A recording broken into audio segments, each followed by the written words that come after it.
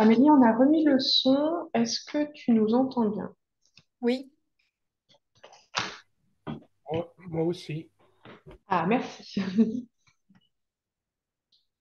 Donc l'enregistrement est commencé sur mon ordinateur. C'est moi qui projetterai les slides. Donc on fera le test d'un premier temps. Enfin, Oui. théoriquement, le PowerPoint. Au rez-de-chaussée.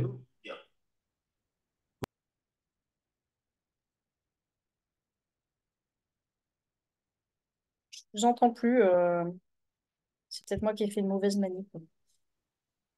Ouais, non, c'est bon. Il faudra qu'on soit vigilant que la pieuvre, effectivement, ne coupe pas le son. Ou peut-être que c'est toi, je ne sais pas si tu avais. Oui, c'est possible.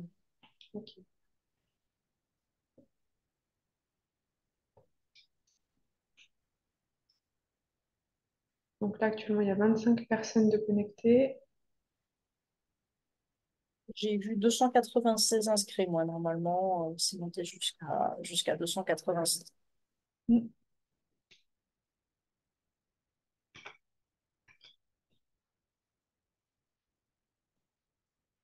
Je vais essayer de fabriquer ça à partir des choses qui traînent chez moi. Bonjour à tous ceux qui se connectent, hein. On va attendre encore quelques minutes, vous laisser le temps d'arriver. Pensez bien à couper vos micros et puis éventuellement vous pouvez couper vos caméras aussi, hein. Ça facilitera le débit, je pense. Ce sera plus simple.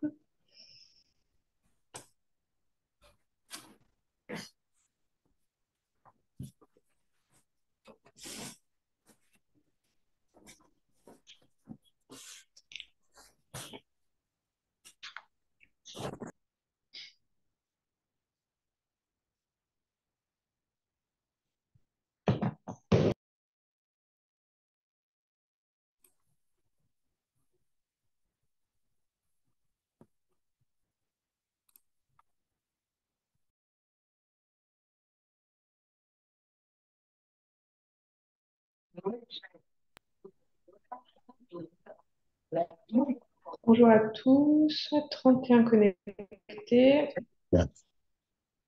Pensez bien à couper vos caméras, à moins que vous vouliez que tout le monde puisse vous saluer. Bon, je vais dans la cuisine à Mario. Eh, Alors, je vais le dire à plusieurs reprises, hein. S'il vous plaît, pensez bien à couper vos micros.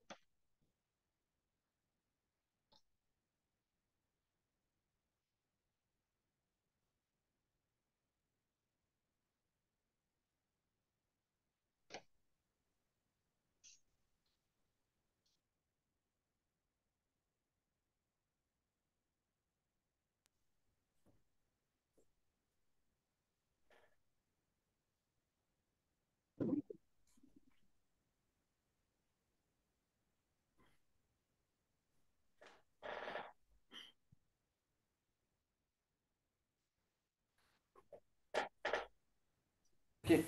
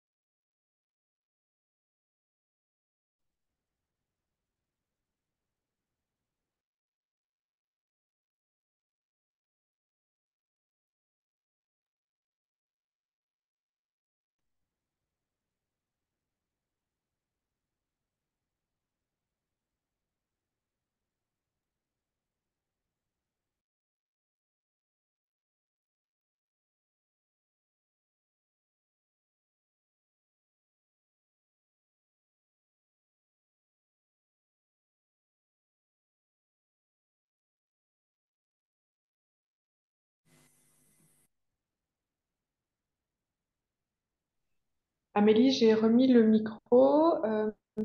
On va se faire un petit test micro. Est-ce que vous m'entendez bien? Oui. Super.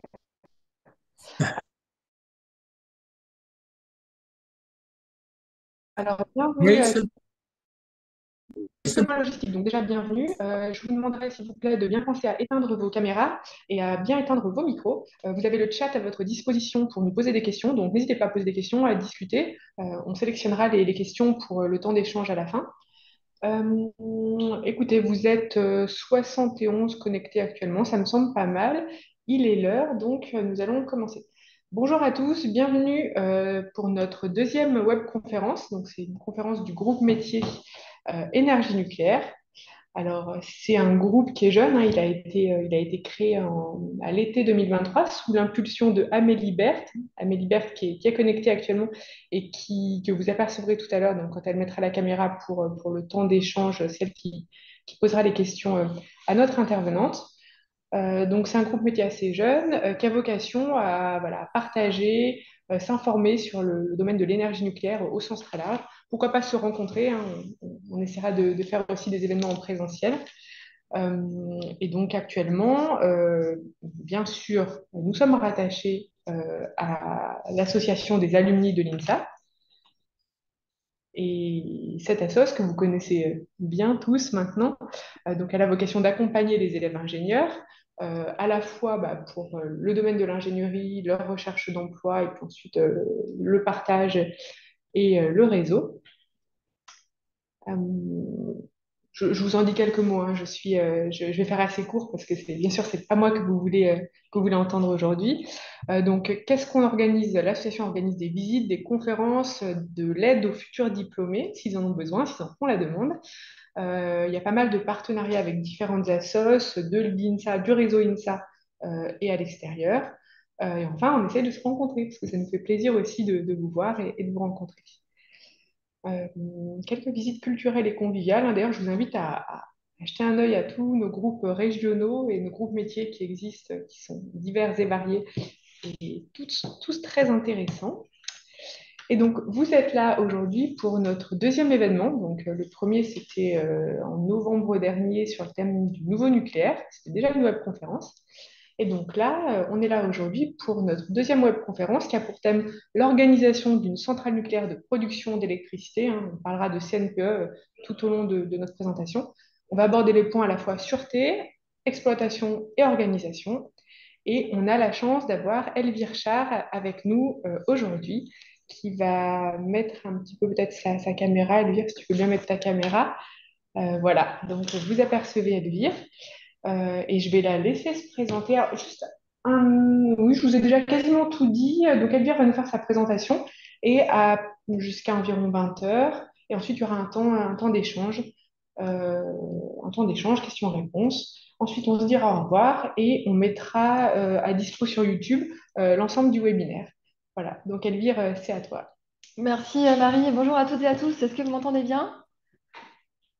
Ça a l'air d'être bon, j'ai l'impression que Oui, c'est vous bon. avez acquiescé, donc parfait. Donc nous sommes toutes les deux dans mon bureau, la centrale nucléaire du budget, et donc je vais commencer par me présenter avant de dérouler ensuite la présentation et j'aurai grand plaisir à répondre à vos questions. Je vais essayer de ne pas parler trop vite. Alors, je parle un petit peu vite, mais je vais essayer d'être surtout dans une bonne articulation. Alors, donc moi, je suis diplômée de l'INSA Lyon en génie électrique en 1994, donc déjà 30 ans que j'ai quitté notre belle école. J'avais choisi à l'époque donc le génie électrique et puis l'option conversion de l'énergie. Donc, très, très, très, très tôt, j'ai développé une appétence pour cette thématique de l'énergie. Et donc, j'ai intégré le groupe EDF il y a maintenant 30 ans, directement en centrale nucléaire, la centrale de Chinon. Et donc, mon parcours, il s'est déroulé à travers différentes centrales nucléaires. Et donc, depuis un an, je suis de retour à Bugey. Alors, mon parcours, donc, il a été rythmé à travers des expériences d'abord à la centrale de Chinon, donc une centrale enfin, sur laquelle j'ai posé le socle de ma connaissance du fonctionnement du process, de la sûreté nucléaire. Donc, vraiment une expérience extrêmement importante pour poser les bases de fonctionnement qui sont tout à fait essentielles dans nos métiers. On est sur des métiers qui sont d'abord techniques, comme vous pouvez l'imaginer. Donc, plusieurs expériences à Chinon, site sur lequel j'ai passé 8 années. Et puis, donc, ensuite, j'ai rejoint la centrale du budget. Donc, c'était en 2002, centrale sur laquelle j'ai passé 13 années, alors réparties entre le centre de formation juste à côté et la centrale elle-même.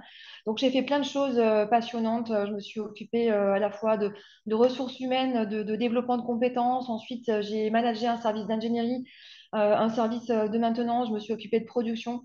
Et puis de ce qu'on appelle l'organisation sur le tranche en marche. Lorsqu'on est en train de produire, bah, il faut organiser toutes nos activités. Donc, vraiment, du coup, un parcours extrêmement riche, extrêmement varié, de management, de pilotage de projet, bien sûr, au contact de nos machines, de nos équipes. Enfin, voilà, un parcours passionnant. Et en 2015, j'ai rejoint la centrale nucléaire de Fessenheim pour une histoire tout à fait particulière, comme vous pouvez l'imaginer. D'abord, une histoire, j'ai envie de dire, classique sur une centrale nucléaire qui était dans son rythme de production et le rythme de ces périodes de forte maintenance qu'on appelle les arrêts de réacteurs. Et puis, un peu plus tard, dans un contexte de forte incertitude, de gestion de la complexité, eh bien, les préparatifs de l'arrêt définitif lui-même des 2 réacteurs début 2020. Donc, voilà, comme vous pouvez l'imaginer, ça a été une expérience à la fois douloureuse, plus que marquante. En tous les cas, ce que je retiens, c'est la façon dont on a agi en professionnel, toujours digne, toujours concentré sur notre responsabilité, y compris voilà, dans des situations ultimes, extrêmes, comme celle de l'arrêt définitif des réacteurs. Beaucoup d'émotions, mais en tous les cas, une attention à nos collaborateurs pour accompagner chacun et faire en sorte qu'ils puissent trouver voilà, un point de chute au sein du groupe EDF. Et donc, voilà, j'ai envie de dire de l'absurdité, oui, bien sûr, d'arrêter des réacteurs qui fonctionnaient très bien. Je me souviens qu'il y avait d'ailleurs en salle de commande aucune alarme présente, donc c'était vraiment des horloges qui fonctionnaient très bien, mais voilà, un choix réalisé par la France. Et puis une attitude digne, en tous les cas, un accompagnement social tout à fait remarquable. Donc forcément, je suis sortie de cette expérience plus que particulière, à la fois enrichie de ce que j'ai pu y faire, de la conduite du changement que nous avons réalisé ensemble avec les salariés, enrichie aussi de ma première expérience de directrice de centrale, puisque j'avais pris la direction de la centrale de Fessenheim en 2020. Et puis, en tous les cas, comment dire, confirmée dans mon attachement à notre filière, à nos usines, à nos belles usines qui délivrent une énergie décarbonée. Donc, grand plaisir à retrouver la centrale du budget il y a maintenant un peu plus d'un an. Voilà, c'était un pari pour moi de revenir à Bugey parce que il n'y a que 18 centrales en France, donc il fallait viser juste. Donc, je suis ravie de m'être vue confier cette responsabilité. Donc, aujourd'hui, donc j'ai grand plaisir en fait à diriger ce très beau site de Bugey, qui est un site, vous le verrez, qui a une histoire particulière, puisque cette histoire elle a démarré avec l'implantation du réacteur de Bugey 1, et puis depuis que nous avons bénéficié de cette décision du Conseil de politique nucléaire pour implanter la troisième paire de PR2, nous sommes un site qui regardons loin devant. Et donc un site du passé, du présent et de l'avenir. Donc, voilà, grande fierté à diriger cette belle centrale. Voilà pour la présentation. Je ne l'ai pas dit, j'ai 52 ans. Je suis donc diplômée de l'INSA Lyon, maman de 2 garçons qui sont tous les 2 ingénieurs aussi. Et donc, je suis un peu émue. Pardon, excusez-moi. Ça, c'est le petit passage d'émotion. Ça arrive toujours à un moment dans la prise de parole. Donc, désolée. Je ne sais pas si mon fils est connecté. Je pense qu'il ne va pas le dire. De toute façon, s'il est connecté, il ne le dira pas. Mais en tous les cas, voilà, j'ai un mari INSA Lyon et puis un fils INSA Lyon, et donc très fière de sortir de cette belle école, comme vous tous. Voilà, donc là, pour le moment émotionnel, ça passe. En général, ça ne dure pas plus que On connaît, 10 secondes. ça nous arrive à tous. Voilà, on est mais adultes. ça fait partie de la vie. Voilà, donc, avant tout des hommes et des femmes. En tout cas, on est très content de t'avoir avec nous, Bon. Elvire. Ça va Merci, être un Marie. bon moment. Merci. Et je vous remercie à tous. Je vous remercie tous pour votre présence. Donc, vous êtes actuellement 113. Et après cette belle présentation, bah, on va pouvoir commencer donc, sur voilà, sûreté, organisation et exploitation d'une centrale nucléaire. Alors, je vais bien sûr commencer par dresser d'abord un petit portrait d'ensemble de la centrale du budget. Donc notre site qui est situé donc, dans l'Est lyonnais. Donc, on est sur un gros site qui comporte en fait une belle diversité d'installations. Donc, on a sur la photo donc différentes installations que je vais vous commenter. Donc, on a d'abord, je vais commencer par ce gros cube qu'on voit sur la droite de l'image. Donc, c'est le réacteur de Bugey 1. C'est un réacteur qui est maintenant en fait en démantèlement, qui était de la filière nucléaire uranium naturel graphite gaz, un réacteur qui a été exploité pendant une vingtaine d'années, qui a été arrêté donc en 94, et donc c'est ce qu'on appelle Bugey 1. Et donc la France, vous le savez, a choisi de sortir de cette filière qui était moins performante que la filière des réacteurs à eau pressurisée. Et donc ce réacteur, il a été arrêté en 94 et donc il est actuellement en démantèlement. Ça veut dire que les différents équipements qui sont non nécessaires sont démontés les uns après les autres. Puis ce démantèlement, il va être mis un tout petit peu en fait en stand-by, donc l'équipement sera mis en sécurité. On attendra de bénéficier du retour d'expérience du démantèlement de la centrale de Chinon A2 pour reprendre. Donc on est sur un horizon de temps qui est très lointain, puisqu'on est sur un démantèlement qui va se terminer dans les années 2080. Donc voilà, un horizon de temps lointain et une certaine complexité pour démanteler ces réacteurs voilà, qui sont des gros réacteurs, avec notamment la partie du réacteur qui est composée de grosses cases de graphite qui supportaient le combustible.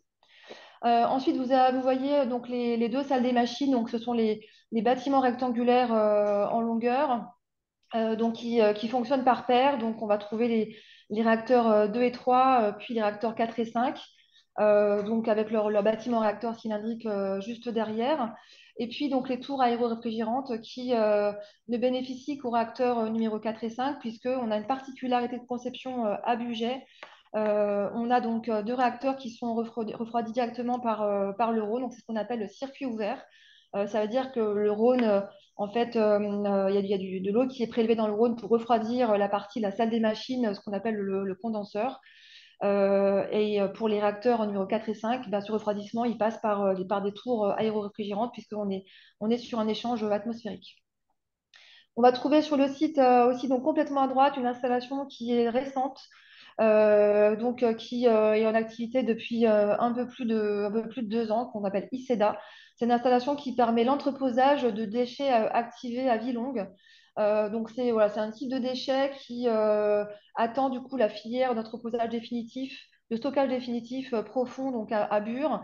Et donc en attendant ce stockage définitif, on a cette facilité qui a été installée à Bugey. Donc c'est une zone de stockage de déchets. Donc alors, il s'agit de quel type de déchets? Des déchets qui, par exemple, viennent des grappes de commande, des pommeaux de grappes de commande, donc qui viennent à la fois donc, des réacteurs en exploitation et en démantèlement.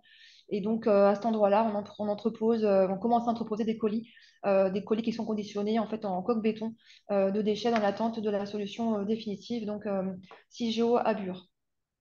Sur la gauche, donc, on va trouver, alors vous voyez la flèche, c'est indiqué Force d'action rapide du nucléaire, la FARN.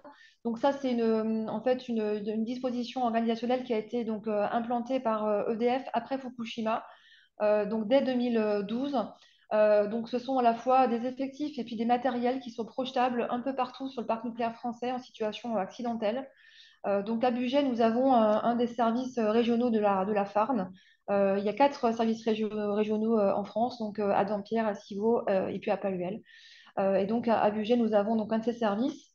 Donc nos équipiers, nos matériels, ils sont projetables donc partout sur les centrales nucléaires en France en 24 heures. Alors comme équipement, c'est quoi? Ça va être des groupes électrogènes, ça va être des systèmes de pompage, ça va être tout ce qu'il faut pour alimenter électriquement et puis en eau les réacteurs qui seraient en situation d'inaccessibilité ou accidentelle type Fukushima.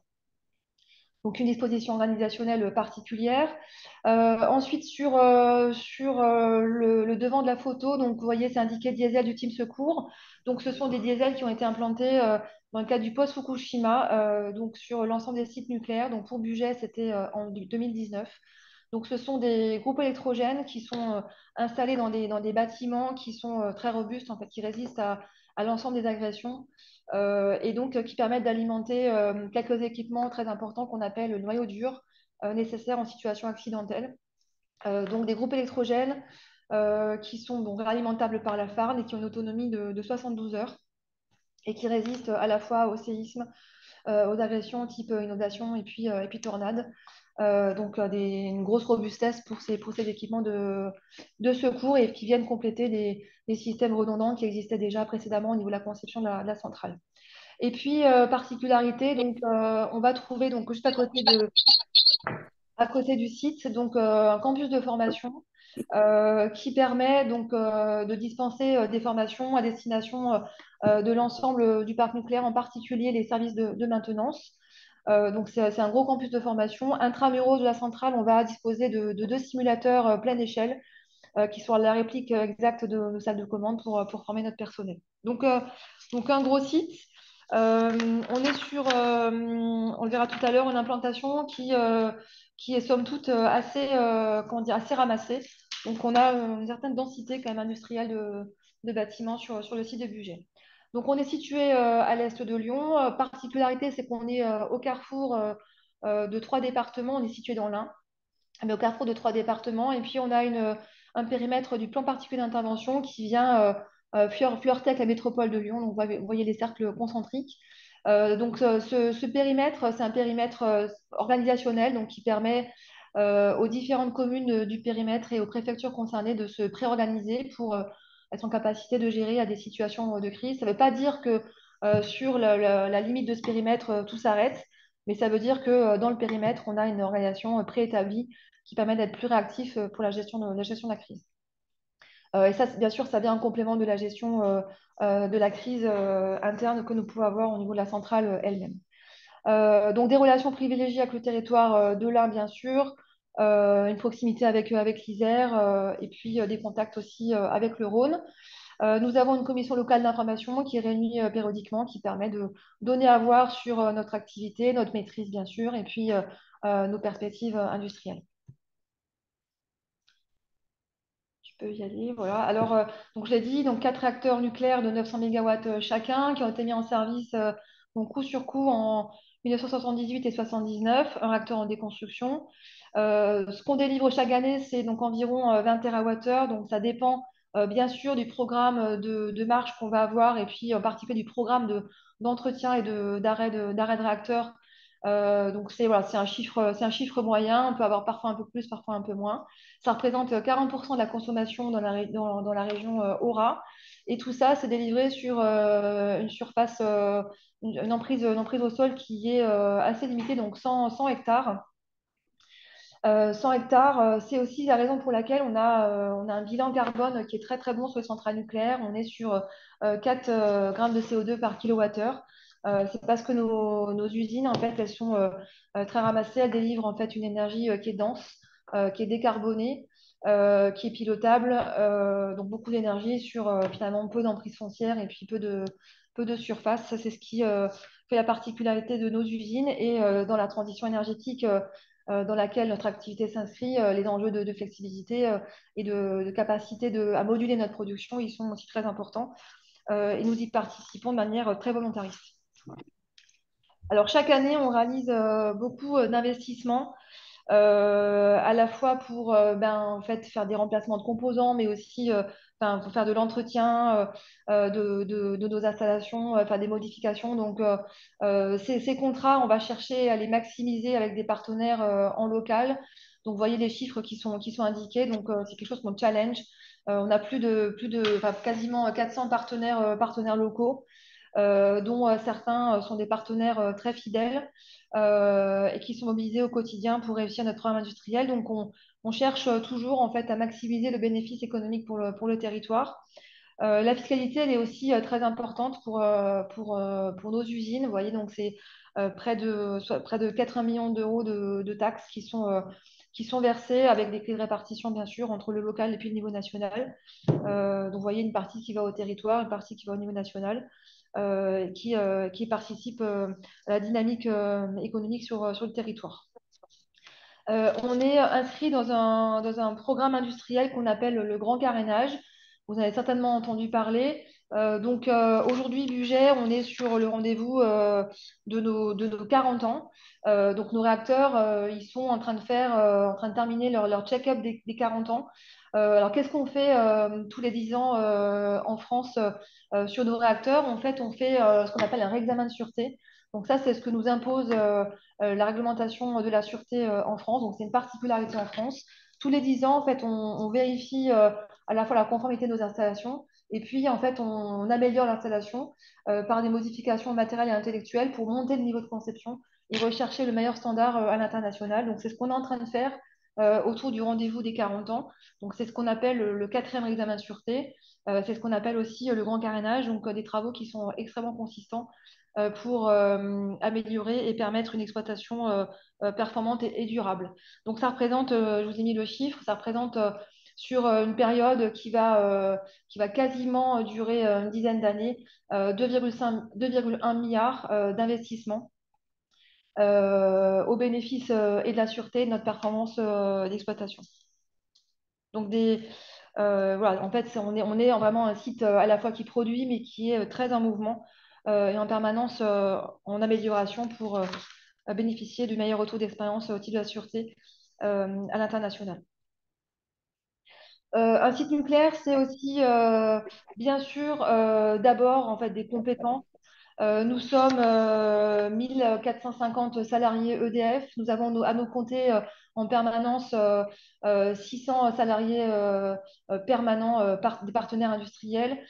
Durant les périodes de forte densité d'activité, on peut ajouter 1500, 2000 salariés supplémentaires de partenaires qui viennent faire des opérations spécifiques, notamment durant les visites décennales. Et donc, notre défi, notre enjeu de compétences, il est permanent. Chaque année, nous recrutons à peu près 70 personnes, donc 70 embauches. Nous accueillons à peu près 120 stagiaires, 85 alternants. Donc, un gros effort de compétences pour renouveler nos compétences et puis garantir un beau niveau de professionnalisme dans nos équipes.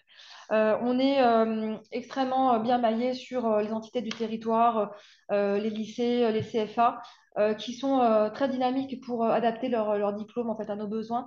Moi, je n'avais pas connaissance de ça, mais en tous les cas, ils sont très volontaristes. Ils ont la possibilité de coloriser leur diplôme pour vraiment coller au mieux à nos besoins et à ceux de nos partenaires industriels.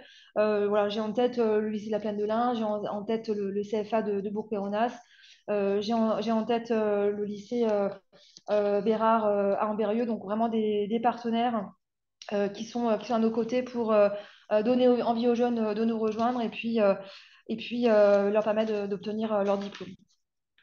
Donc, je le disais, on regarde loin devant.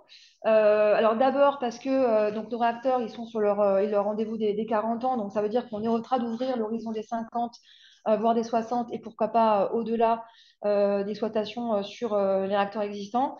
Et puis, donc, l'été dernier, donc c'était au mois de juillet, le Conseil de politique nucléaire donc, a retenu le site de budget pour l'implantation d'une troisième paire de réacteurs EPR2.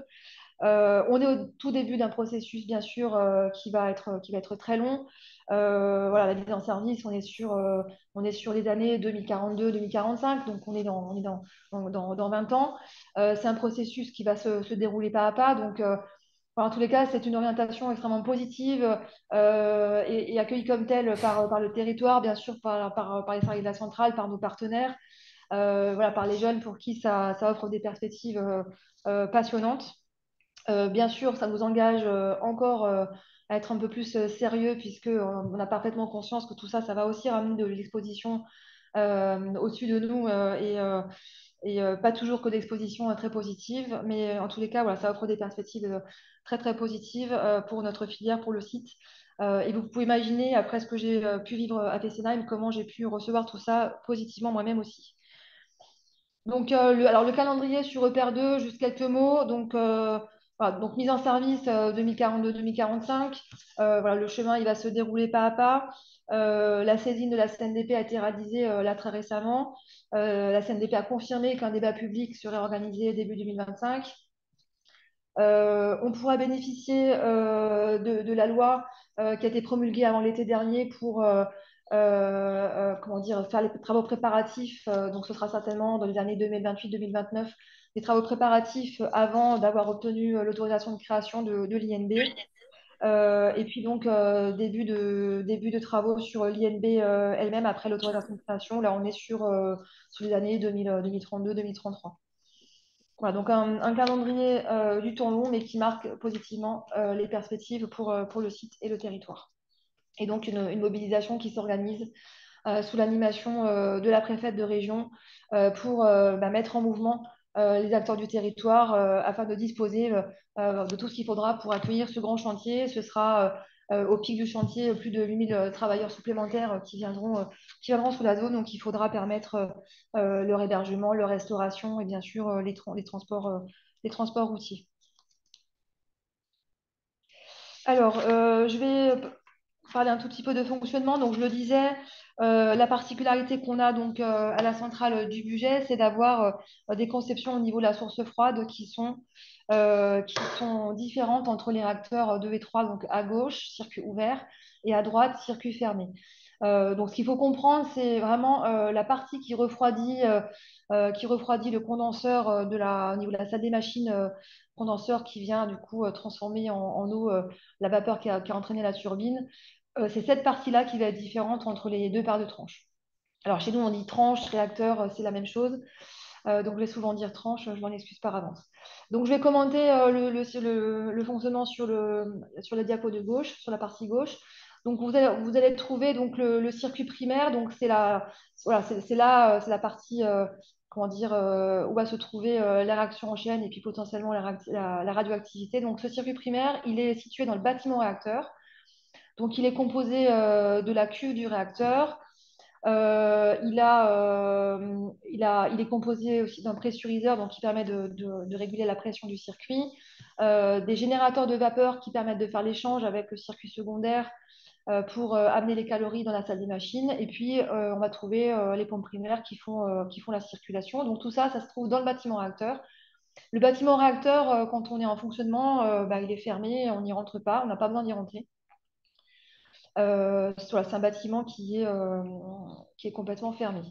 Donc l'échange se fait donc entre le circuit primaire et secondaire au niveau du générateur de vapeur. Donc ce générateur de vapeur, comme son nom l'indique, en fait, il va à la fois récupérer les calories du circuit primaire et surtout il va produire de la vapeur qui va entraîner la turbine. Et là, on va être ensuite sur un process tout à fait classique, rotation de la turbine, entraînement de l'alternateur, production d'électricité, et puis récupération de la vapeur par condensation pour du coup boucler la boucle et puis refermer le circuit. Donc voilà, la spécificité d'un réacteur nucléaire se trouve dans le bâtiment réacteur au niveau du circuit primaire. Alors tout ça, c'est bien sûr ultra simplifié. On va trouver plein de circuits qui sont connectés sur le circuit primaire pour, par exemple, faire varier la concentration en acide borique qui permet de contrôler la réaction en chaîne. On va trouver un circuit qui permettra d'assurer le refroidissement du réacteur lorsqu'il est à l'arrêt et que les générateurs de vapeur ne sont plus fonctionnels. On va trouver des circuits de sauvegarde qui vont permettre de faire de l'injection, envoyer de l'eau dans le circuit primaire en situation accidentelle, comme par exemple si on avait une brèche sur le circuit primaire. Donc, voilà, on a plein de circuits qui sont connectés sur ce schéma qui est très simplifié. Donc, sur la partie de droite, on a la même chose, avec la seule différence. Donc, c'est au niveau du circuit donc, qui va refroidir le condenseur, donc, puisqu'on va passer par la tour aérofrigérante. Donc l'intérêt de cette conception avec des tours de refroidissement, c'est qu'on n'apporte pas d'échauffement au niveau de la rivière. Sur la conception à gauche, on va avoir un échauffement au niveau de la rivière puisque on prend de l'eau, on traverse le condenseur et on retourne au Rhône. Et donc il y a un échauffement qui est produit au niveau de la rivière.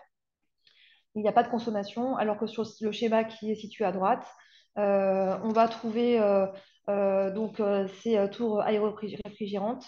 Donc, on aura en fait une légère consommation d'eau par l'évaporation, donc la vapeur d'eau qui va s'échapper, le petit nuage qu'on aperçoit. Mais il n'y aura pas d'échauffement au niveau de la rivière. Et donc, j'ai la question qui s'affiche.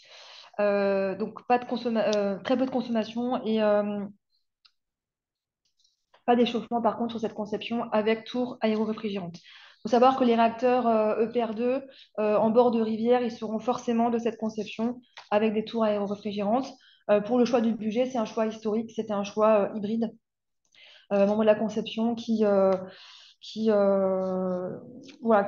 apporte une complémentarité de conception entre les deux paires de réacteurs. On peut passer sur le schéma suivant. Donc, c'est ce que je vous expliquais. Donc là, on voit un petit peu les connexions que j'évoquais tout à l'heure. Donc, le circuit primaire, donc en orange au milieu. On va trouver donc différents circuits qui sont connectés sur le circuit primaire. Donc, l'injection de sécurité, donc ça, c'est un circuit de sauvegarde qui permet d'envoyer de l'eau en situation où on aurait un déficit en inventaire en eau. On va trouver aussi donc, un système d'aspersion de l'enceinte. Donc là, l'objectif, c'est en situation où on aurait une brèche dans le bâtiment réacteur. Donc, le bâtiment, il pourrait monter en pression. Et donc, le principe d'aspersion enceinte, c'est de rabattre cette pression par un système d'aspersion. Donc, le principe, c'est que on arrose le bâtiment pour la réutiliser. Donc, voilà, c'est un système de fonctionnement en circuit, en circuit fermé. Sur la gauche, vous voyez, en fait, on a des réservoirs. Et puis, en bleu, là, on va trouver donc, la production de vapeur donc, qui part vers la turbine. Et puis, du coup, une fois que l'eau a été condensée dans le condenseur, une fois que la vapeur a été condensée dans le condenseur, il faut la renvoyer vers le générateur de vapeur. Et donc, on a tout un système de pompes qui permet de le faire et de le faire aussi en secours. Donc, nos équipements, ils sont doublés, triplés, séparés. On a des technologies différentes pour garantir la redondance, la diversification, la séparation physique des moyens redondants pour garantir la fonctionnalité à tout moment. Alors, en termes de sûreté, on parle très très souvent de barrières. Donc, les barrières, c'est ce qu'on va interposer entre le combustible et puis l'environnement. Donc, l'environnement, c'est ce qu'on appelle les intérêts protégés. Et donc, l'objectif, c'est de ne pas mettre en contact la matière nucléaire avec l'environnement, avec les intérêts protégés. Et donc, on interpose des barrières physiques. Donc, ces barrières physiques, on veille à tout moment, en fait, leur intégrité, leur étanchéité. Donc, elles sont au nombre de trois. La première, c'est la gaine du combustible, dans laquelle sont contenues les pastilles d'uranium. Donc, le combustible, ce sont des assemblages en fait, de crayons qui font 4 mètres de haut. Dans une cuve comme celle des réacteurs de budget, on va en trouver 157.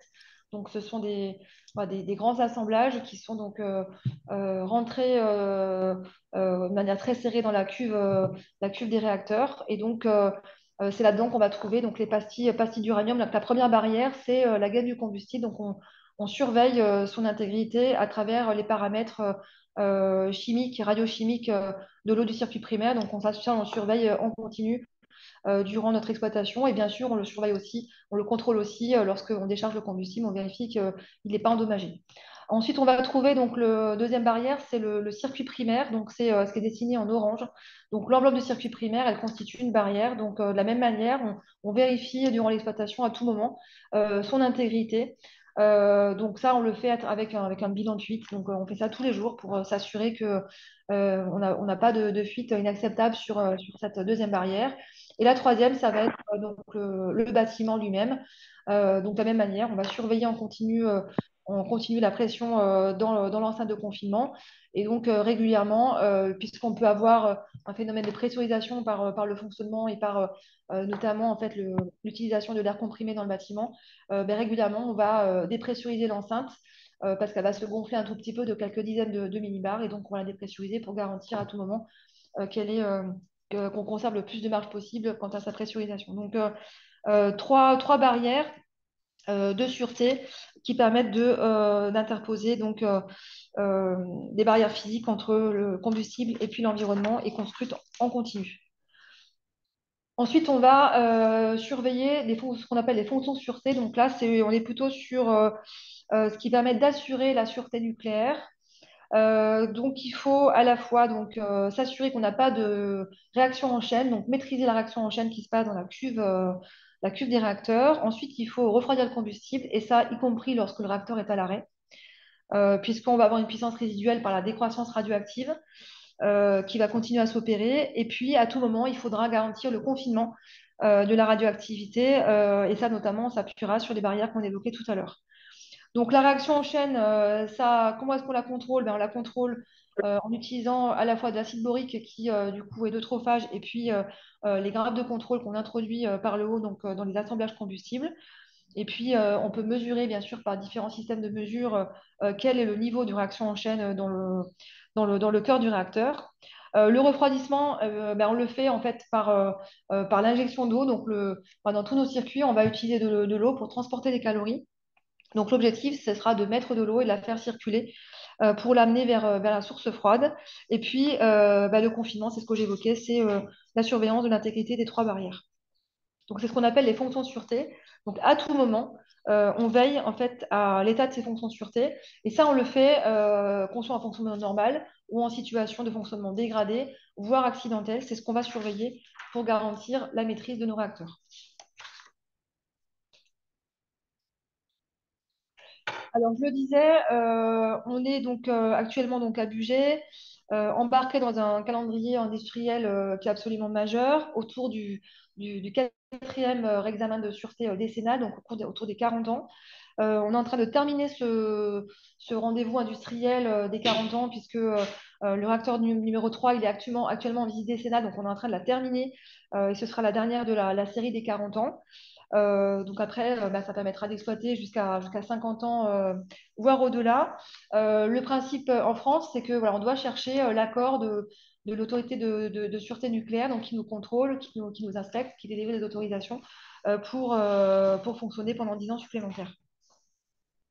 Ce qu'il faut comprendre, c'est que il n'y a pas y a pas en fait de date limite prédéfinie pour un réacteur nucléaire, ce qui va faire sa possibilité d'exploitation au-delà de ces rendez-vous des 10 ans. Ben, ça va être l'état des matériels, des composants, en particulier de la cuve, puisque c'est le seul composant qu'on ne peut pas remplacer. Et donc voilà, aujourd'hui, il y a pas de dogme, il n'y a pas de tabou. Voilà, on regarde au-delà de 40 ans, bien sûr, au-delà de 50, voire même au-delà de 60, puisque à la fois EDF et puis l'autorité de contrôle nucléaire, l'autorité de sûreté nucléaire, ont commencé en fait à réfléchir à la possibilité d'aller au-delà de 60 ans, comme ça peut être fait sur le parc nucléaire américain.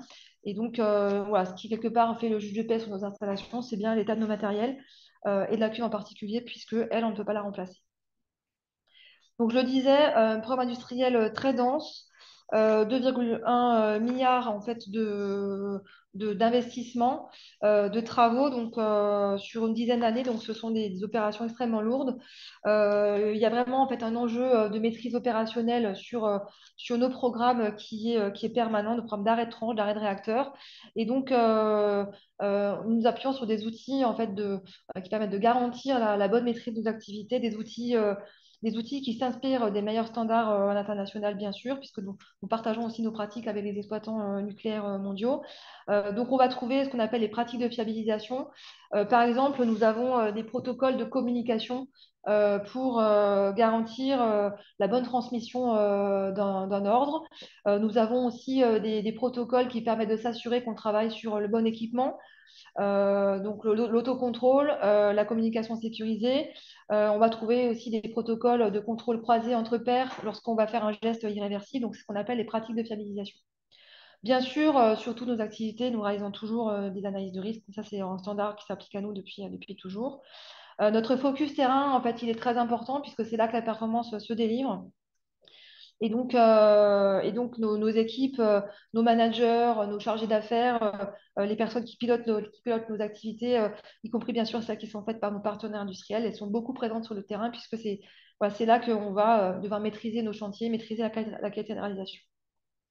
L'efficacité opérationnelle, elle est très importante puisque quand on réalise 15 000 activités sur une période d'arrêt tranche, et bien du coup, il faut un enchaînement qui soit efficace, des passages de témoins qui soient efficaces, pas perdre de temps, faire en sorte que notamment les gestes rares qui sont parfois réalisés par des compétences qui sont rares, comme par exemple les compétences de soudeur, et bien du coup, elles soient réalisées de manière efficace. Parfois aussi, elles se réalisent dans des environnements qui sont contraignants d'un point de vue de la chaleur ou des conditions radiologiques. Et donc, il y a tout un enjeu en fait, à déployer une logistique qui soit efficace pour maîtriser nos gestes du premier coup. Nos acteurs nos agents, nos salariés, nos partenaires sont extrêmement engagés, extrêmement attachés à nos usines. Ça, on le mesure à travers un baromètre qu'on réalise une fois par an, qu'on appelle le baromètre MyEDF, qui permet de mesurer à la fois le niveau d'engagement, de compréhension de nos décisions, d'adhésion à notre stratégie, qui permet de mesurer aussi si nos process de décision ils sont clairs, si notre simplification elle est suffisante. Donc, on a à Bugey plutôt des bons résultats. En tous les cas, on est très encouragé dans notre action par le feedback qui est donné par les salariés.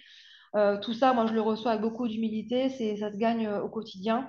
Donc, c'est jamais acquis, mais il y a très, très bon niveau d'engagement, d'appartenance, d'envie sur le site de Bugey. Et du coup, j'en suis très fière. Donc, je l'ai dit tout à l'heure, les compétences, c'est absolument essentiel pour nous. Je crois qu'on a quelques slides un peu plus loin. Voilà, en fait, notre personnel, dès son embauche, il est formé. Alors, bien sûr, les exploitants, ceux qui vont piloter les réacteurs, ils sont formés un peu plus parce qu'il faut qu'ils connaissent parfaitement le process et toutes les subtilités du pilotage d'un réacteur. Voilà, c'est un petit peu comme des pilotes d'avion. Donc, ils vont avoir des formations qui sont un peu plus consistantes.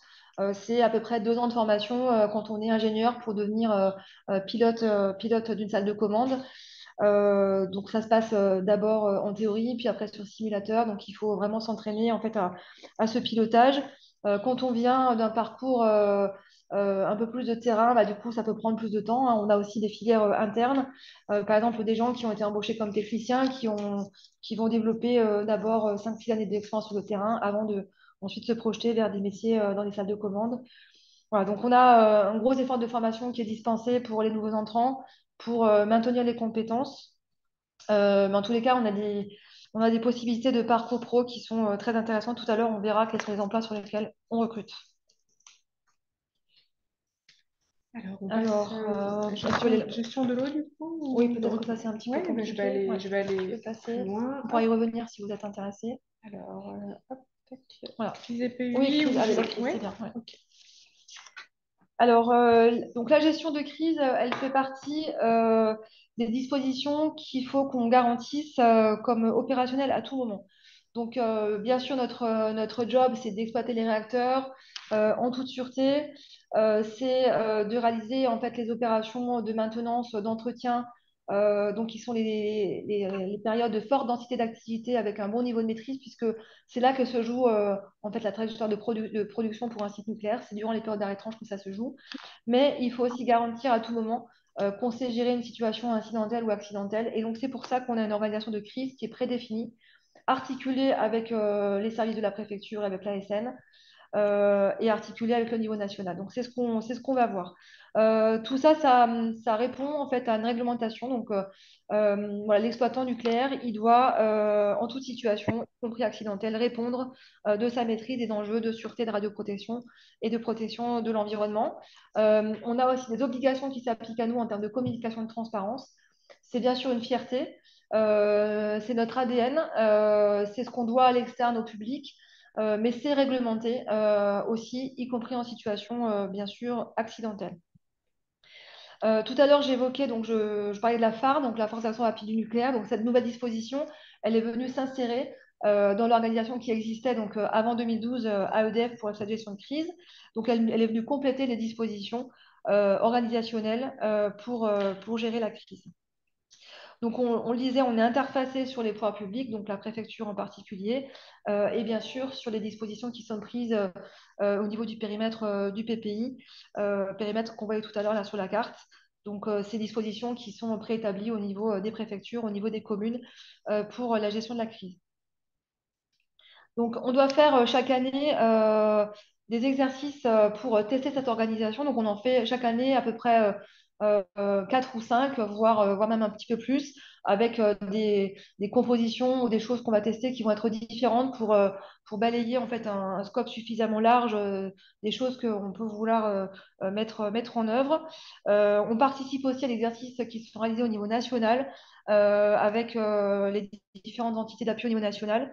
Et donc, par exemple, pour le cas de budget, au mois de février, on a fait un exercice d'emploi national qui a mobilisé à la fois donc, les préfectures de l'Isère, de l'Ain, du Rhône, Bien sûr, l'autorité de sûreté nucléaire au niveau à l'échelon local ou à l'échelon national, mais aussi comment dire, la cellule de crise interministérielle et puis la cellule de crise au niveau de la direction d'entreprise EDF. Donc, voilà, on peut être amené à faire des exercices de très très grande ampleur pour vérifier la bonne articulation des différentes entités mobilisées sur la gestion de crise. Donc, je le disais, des exercices donc grandeur nature qui sont faits donc sur les sites et sur notre site donc chaque année. Nous avons donc des équipiers de crise qui sont donc joignables à tout moment, donc en dehors des exercices bien sûr tout le temps, sur double moyen d'appel téléphonique. Donc ce sont 85 effectifs qui se relayent en fait en astreinte toutes les 5 ou 6 semaines et donc qui permettent de gérer cette organisation de crise. Nos acteurs côté pilote des réacteurs, eux, ils doivent s'entraîner chaque année à conduire des situations accidentelles sur simulateur pleine échelle pendant entre 10 et 12 jours chaque année. Donc, ils ont des scénarios qu'ils doivent jouer pour garantir leur bonne maîtrise de ces situations. Et donc, ces scénarios, ils vont changer chaque année. Alors, l'organisation de crise, elle est structurée de manière concentrique. Donc, je vais vous expliquer les différents échelons qu'on va trouver. Donc, sur la gauche, vous allez trouver donc, les entités EDF, donc le local, le national. Et sur la droite, vous allez trouver donc, les pouvoirs publics avec la préfecture pour le local et puis les ministères.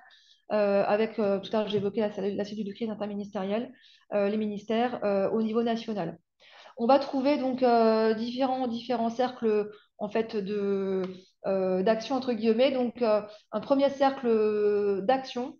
Donc là, on va être sur des acteurs qui vont faire des choses sur l'installation, sur le terrain. Alors le terrain, ça peut être sur l'installation, ça peut être sur le site ou ça peut être juste en dehors, avec notamment des camions qui peuvent faire des mesures dans l'environnement. Donc là, c'est ce qu'on va appeler le cercle de l'action. Donc ça, c'est le demi-cercle qu'on va trouver au milieu orange, le cercle de l'action. Forcément, ça se passe uniquement en local. Ensuite, on va trouver un cercle de décideurs donc, qui sont maillés, donc le cercle bleu. Donc, vous voyez, on a des décideurs en local, au national, côté à la fois EDF et pouvoir public. Et donc, les décideurs vont se parler périodiquement pour alimenter les prises de décision. Donc, en local, on va trouver un directeur de crise. Au niveau national aussi. Donc, chacun aura son périmètre de responsabilité très clair. Et pareil pour la partie des pouvoirs publics. Ensuite, le cercle vert, ça va être le cercle des appuis, donc les experts qui vont être positionnés en appui aux décideurs. Donc, côté EDF, nous avons nos experts en appui en local. Donc, ce sera des cellules des cellules d'appui. Au niveau national, pareil, ils auront aussi leurs appuis donc, qui seront positionnés près de leur centre de crise. Et puis, au niveau des pouvoirs publics, donc, on va trouver donc, l'ASN, l'autorité de sûreté nucléaire, qui va être l'appui donc, à la préfecture, avec l'IRSN qui va aussi apporter son conseil. Et puis, dernier échelon, c'est celui de la communication. Donc là, ce sera le maillage des porte-paroles. Donc, je fais partie, bien sûr, pour le local, donc les porte-paroles qui aussi vont chercher à synchroniser leur communication.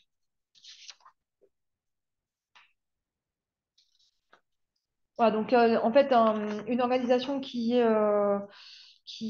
donc très claire entre les différentes parties. Donc, côté EDF, notre rôle, ça va être de gérer ce qui se passe sur le site et de communiquer à l'externe en toute transparence et de prendre les décisions qui concernent le site. Et puis, ensuite, côté pouvoir public, et bien du coup, les décisions, elles vont porter sur l'action qui concerne la population, donc en dehors du périmètre du site.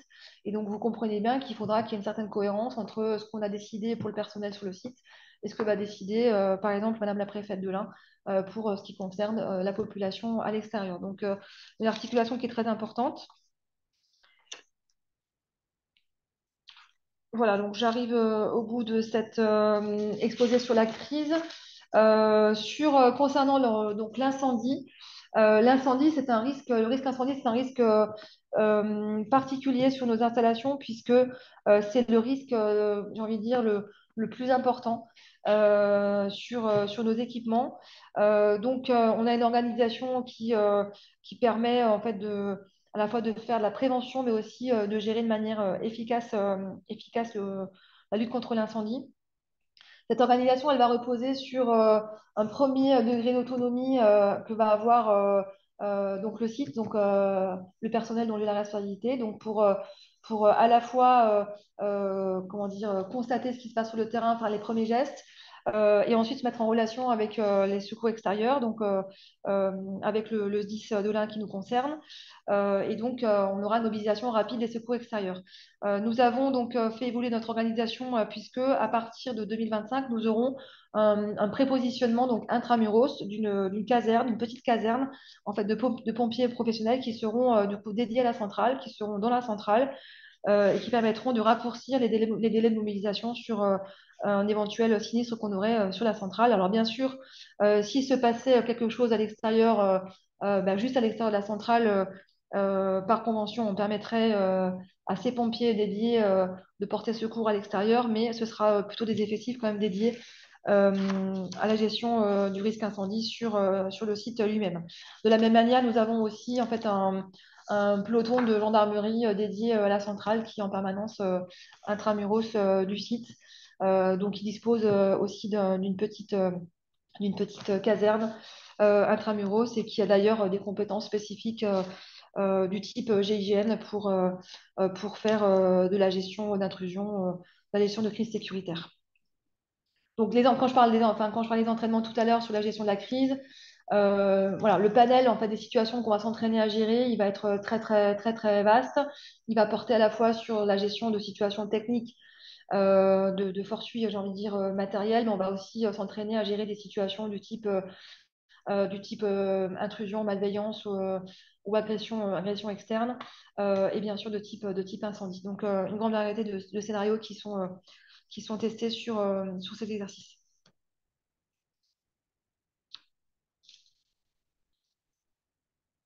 Est-ce qu'on enchaîne, Alors, avec la gestion de l'eau Oui, ou on peut, tu as continuer. autre chose, Non, on peut continuer. Ouais. Ouais, on peut continuer. Et puis, je propose du coup de prendre les questions peut-être tout à la fin. Oui, oui, c'est Alors, très bien. Les questions, bon, on prendra un temps à la fin. effectivement, là, donc désolée, en fait, je reviens sur peut-être une thématique qu'on a un petit peu effleurée tout à l'heure.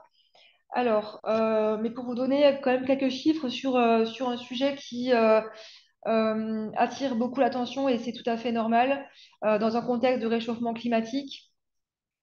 Alors peut-être pour commencer, dire que le groupe EDF et donc l'entité à laquelle j'appartiens, qui s'appelle la Direction de production nucléaire et thermique, s'est doté très récemment, en fait récemment, il y a maintenant 3 ans, d'un programme d'adaptation au changement climatique qui vient compléter les actions qui étaient déjà réalisées par le passé, mais qui vient enrichir notre réflexion sur l'adaptation de nos installations au changement climatique.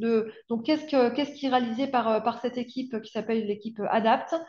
D'abord, on est sur une compréhension finalement de ce changement climatique par l'analyse de données, voilà, on prend en compte un certain nombre de rapports pour comprendre, décoder voilà, dans quelle cinétique notre action industrielle va s'inscrire et pour comprendre en fait les évolutions auxquelles il faudra se préparer. Donc, il y a d'abord en fait un travail d'analyse, de compréhension des évolutions du changement climatique. Ensuite, il y a une réflexion très en anticipation, très précoce sur qu'est-ce qu'il faudrait faire voilà, pour être encore plus performant sur la thématique de l'eau, pour adapter nos installations. Alors, nos installations, en fait, elles vont être concernées par différents enjeux. Donc, on aura un enjeu, bien sûr, sur la thématique de l'eau, puisque, vous l'avez compris, tous nos circuits sont remplis d'eau. Ce qu'il faut vraiment comprendre, c'est que les circuits qu'on a vus tout à l'heure, le circuit primaire, même le circuit secondaire, sont des circuits qui sont fermés. Donc, en fait, ils consomment extrêmement peu d'eau. Donc, j'ai presque envie de dire, si on le simplifie, il n'y a pas d'enjeu de consommation sur ces circuits-là, puisqu'ils sont fermés. Et les seules consommations qu'on va avoir, ça va être par exemple pour ajuster la concentration d'acide borique, il faudra mettre de l'eau et donc soit mettre de l'eau, soit mettre de l'acide borique et donc on va devoir retirer l'équivalent de ce qu'on aura injecté. Donc, mais on est sur des volumes qui sont très faibles et en tous les cas qui n'ont pas lieu en continu. Donc on a de l'utilisation de l'eau, oui. La consommation, elle a lieu, ou l'impact sur finalement l'eau, elle va avoir lieu au niveau de ce qu'on voyait tout à l'heure sur la source froide, donc ce qui refroidit le condenseur, donc refroidit la salle des machines, soit en circuit ouvert, soit par les tours de refroidissement. Et donc là, on va avoir des enjeux soit de maîtrise du réchauffement, soit de maîtrise de la consommation. Alors, le réchauffement, en fait, il va être cadré par la réglementation qui s'applique à nous. Notre activité, elle est extrêmement réglementée. Donc, on a ce qu'on appelle un arrêté de rejet qui nous impose de respecter les limites en termes de température à la base de la centrale et des températures en termes d'échauffement générées par la centrale. Pour annuler l'échauffement, je pense que ça va être évident pour tout le monde. Il suffira de baisser la puissance. Donc, le principe, c'est que on va surveiller les températures au niveau de la source froide, au niveau du Rhône. On va surveiller ça avec beaucoup d'attention, les débits, on va faire des projections. Et puis, si on s'approche des limites, et bien, du coup, on va réduire la puissance des réacteurs. Donc, ça concerne les réacteurs 2 et 3. Quand on regarde ce qui s'est passé sur les années 2022-2023, on a été amené à réduire cette puissance quelques fois. Ça a représenté un impact sur notre production de 0,2% sur l'année. Donc un impact qui n'est pas nul, mais qu'on sait gérer et qui, quelque part, est assez limité. Pour les réacteurs donc, qui ont des tours aéroréfrigérantes, donc là, on l'a dit tout à l'heure, il n'y a aucun échauffement généré puisque en fait, la réfrigération se fait par l'échange atmosphérique. L'enjeu, ce sera la consommation d'eau à travers le panache de vapeur qui s'échappe des tours aéroréfrigérantes. Et donc là, vous voyez sur le slide, c'est ce qui est marqué. On a 0,6 m3 par seconde évaporé donc, par réacteur. Donc pour chaque réacteur de 900 MW, donc on a un petit peu d'évaporation qu'on va chercher à optimiser encore. Alors cette évaporation, donc on peut dire 0,6 m3 par seconde, ça représente beaucoup de litres.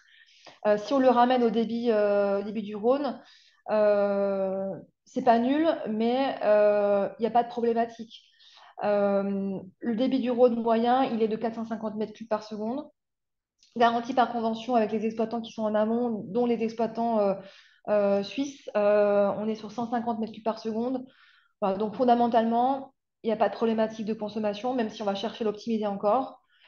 Voilà, donc on est très volontariste sur la consommation de l'eau, sur bien sûr les échauffements, très rigoureux sur la scrutation des paramètres au niveau de la source froide pour garantir à tout moment qu'on respecte les limites qui nous ont été fixées. Voilà, donc en résumé, sur la thématique de l'eau, ce qu'il faut retenir, c'est que les centrales nucléaires, elles utilisent de l'eau, oui. Elles en consomment très peu. L'eau qui est prélevée, elle est restituée à 98% et elle est utilisable directement dans le fleuve. Et l'échauffement, on sait le maîtriser avec l'ajustement du niveau de production. Ensuite, dans les enjeux en fait, environnementaux, on va trouver donc, la climatisation des bâtiments pour permettre à nos équipements de fonctionner. Donc, on a, après la canicule de 2003, fait un travail de rénovation des climatisations extrêmement consistant.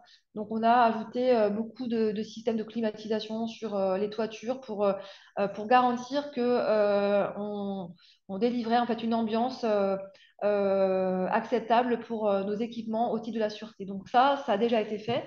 Donc l'objectif, c'est de vérifier que ces modifications, en fait, ces ajouts de conception, de climatisation, du coup, seront bien suffisants à l'avenir. Donc voilà, c'est ce qu'on scrute, c'est ce qu'on regarde pour garantir le bon fonctionnement de nos équipements au titre de la sûreté. Et puis troisième thématique, c'est la thématique des conditions de travail pour les travailleurs, puisque quand il fait chaud, on peut avoir des limitations sur sur le temps de travail. Donc, bien sûr, on calcule les durées limites d'exposition quand il fait très chaud, notamment quand il fait chaud en ambiance humide. Et donc, l'enjeu, c'est aussi de climatiser nos locaux pour garantir des conditions de travail qui soient acceptables pour notre personnel et ceux de nos partenaires industriels. Donc, une réflexion qui est très volontariste, engagée à travers ce programme ADAPT. On va par exemple avoir un travail avec notre R&D et une start-up américaine qui s'appelle Infinite Cooling, qui a travaillé pour le MIT pour récupérer les gouttelettes des aéroréfrigérants, donc par un système de toile d'araignée. Donc là, on est sur un stade, bien sûr, très précoce de la réflexion, mais à Bugey, on va pouvoir l'expérimenter puisqu'on a un système de maquette qui reproduit le fonctionnement d'un aéroréfrigérant. Donc voilà, on est très volontaire. L'objectif, c'est d'économiser de l'eau et de réduire encore et toujours un peu plus nos impacts.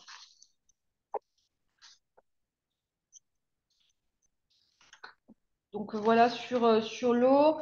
Nous avons un laboratoire sur le site qui est donc accrédité COFRAC.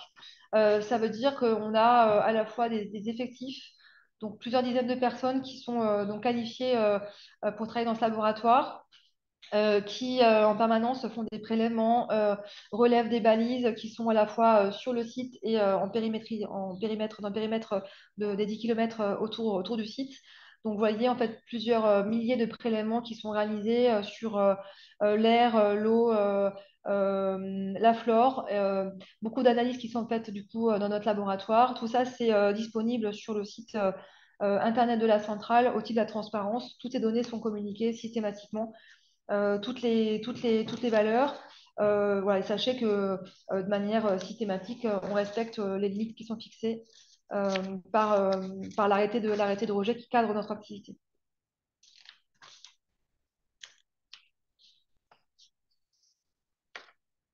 Voilà, donc j'ai commenté déjà ce slide sur le programme ADAPT, et peut-être qu'on peut aller sur métier du nucléaire. Les métiers du nucléaire, oui. Alors attendez, hop, les métiers du nucléaire. Ah, les métiers du nucléaire recrutent. Rejoignez-nous. Voilà. Alors, oui, je l'évoquais tout à l'heure, donc la filière nucléaire, elle a aujourd'hui, et c'était pas le cas il y a 5 ans, c'est vrai, il y a 5 ans, les perspectives qui nous étaient données, elles étaient totalement différentes. Donc, qu'est-ce qui s'est passé depuis 5 ans? Le discours très structurant de Belfort, en fait, en février 2022, qui à la fois en fait a ouvert la perspective à des nouveaux réacteurs, mais aussi a confirmé qu'il n'y aurait pas d'autres arrêts de réacteurs que ceux de Fessenheim de manière anticipée pour un motif autre que la sûreté. Et donc des perspectives nouvelles, des défis industriels qui sont majeurs, qui s'offrent à nous, aussi bien sur le parc existant que sur les futurs nouveaux réacteurs. Et donc une filière qui est en mouvement, qui se met en mouvement. Chaque jour un peu plus, puisque ce sont 100 000 recrutements pour la filière à réaliser durant 10 ans. Et donc, l'objectif, c'est vraiment de montrer nos métiers, montrer nos opportunités de parcours professionnel, de montrer de quelle manière est-ce qu'on accompagne nos collaborateurs et ce qu'on peut faire dans nos usines, dans nos différentes entités. Bien sûr, ça concerne les filles et les garçons. Parfois, on va avoir un peu de censure voilà, vis-à-vis de ces métiers de l'industrie au niveau des jeunes filles. Voilà. Donc, notre but, c'est d'expliquer que la très très grande majorité de nos métiers sont accessibles aussi aux jeunes filles, même si ce sont des métiers techniques, opérationnels. Elles ont tout à fait les compétences, les capacités d'y accéder.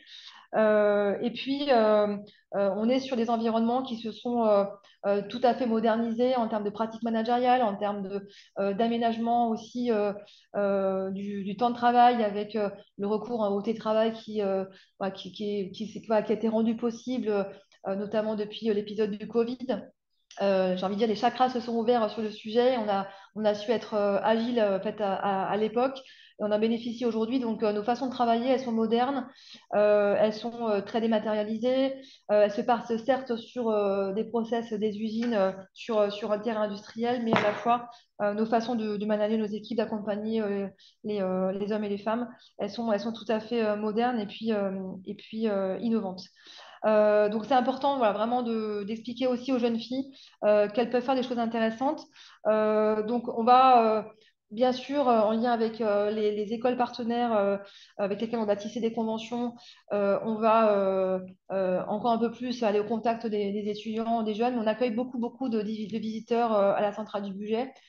Chaque année, c'est 5000 visiteurs donc, qui sont accueillis. Donc, voilà, beaucoup, beaucoup de visiteurs qui viennent au contact de nos installations, qui peuvent aussi discuter avec nos salariés.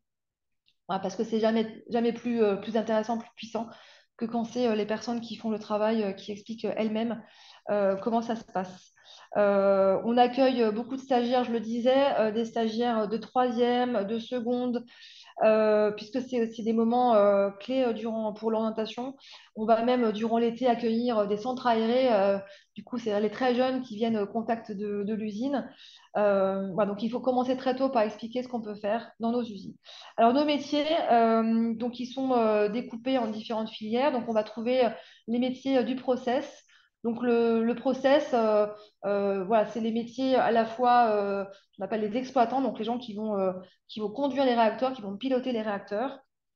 On va trouver aussi les gens de la farne, puisque comme eux, ils peuvent potentiellement venir prendre la place de l'exploitant, donc il faut qu'ils sachent faire aussi. On va trouver les automaticiens qui doivent aussi bien comprendre comment marche le process pour notamment gérer toutes les régulations. Et puis, ce qu'on appelle mesure environnement, ce sont les essayeurs et puis les chimistes. Donc les chimistes, parce qu'ils vont mesurer, surveiller l'impact sur l'environnement des installations. Et puis les essayeurs, ce sont les populations qui vont venir tester nos équipements pour garantir que les performances sont toujours bien présentes. Donc voilà, donc là on a un premier panel de métiers avec vraiment des compétences du coup hyper pointues sur le process. On pourrait rajouter dans cette famille les ingénieurs sûreté qui ont la même formation que les pilotes de réacteurs, formation qui est complétée aussi par des spécificités sur comment est construite la sûreté en exploitation et à la conception. Donc voilà, là vraiment, ce sont des métiers qui nécessitent en fait un gros volume de formation et donc les métiers du process. Ensuite, on va trouver les métiers de la maintenance. Donc là, classiquement, électromécanique, robinetterie, chaudronnerie. On va trouver aussi les déchets radioactifs ou conventionnels, la logistique, le combustible. Donc voilà, globalement, le panel en fait, des métiers de la maintenance. Donc, vous voyez une grande diversité de domaines techniques. Ensuite, on va trouver des métiers alors d'appui technique, voire aussi d'ingénierie ou d'expertise ou de pilotage de projet. Donc, le service inspection reconnue, donc là, c'est le service auquel appartient Marie. Donc, c'est un service très important qui est la délégation de l'ASN pour en fait garantir le respect de la réglementation sur les équipements sous pression. Donc, il vient faire un certain nombre de contrôles par délégation de l'autorité de sûreté nucléaire. Donc, c'est quelque part un représentant de l'entité de contrôle qui est présent sur le site. On va trouver un service management de la fiabilité. Donc, ce sont des ingénieurs et puis quelques techniciens aussi qui vont en permanence scruter la fiabilité de nos équipements, nos matériels, pour garantir un bon niveau de performance et proposer des améliorations. On va trouver, alors le cycle de production, c'est les gens qui vont organiser en fait le travail, qui vont coordonner le travail sur à la fois les périodes où on est en train de produire et les périodes où on est à l'arrêt pour faire de la maintenance. Donc voilà, c'est de la recherche d'efficacité opérationnelle, l'organisation de planning, de la coordination entre métiers pour garantir une bonne optimisation de ces phases de forte densité d'activité. Ensuite, la qualité et la sûreté. Donc, voilà, j'évoquais un petit peu tout à l'heure pour le process, les ingénieurs sûreté. Donc, ce sont des experts qui viennent à la fois en fait en regard indépendant. Donc, ils viennent confronter quotidiennement le regard sur les installations avec ce que dit l'exploitant voilà, pour qu'on se challenge en interne. Donc, ce sont des gens voilà, qui sont en appui, mais aussi qu'on appelle la filière indépendante au sein de l'entreprise pour challenger notre maîtrise. L'entité travaux neufs, donc c'est les gens qui font les modifications.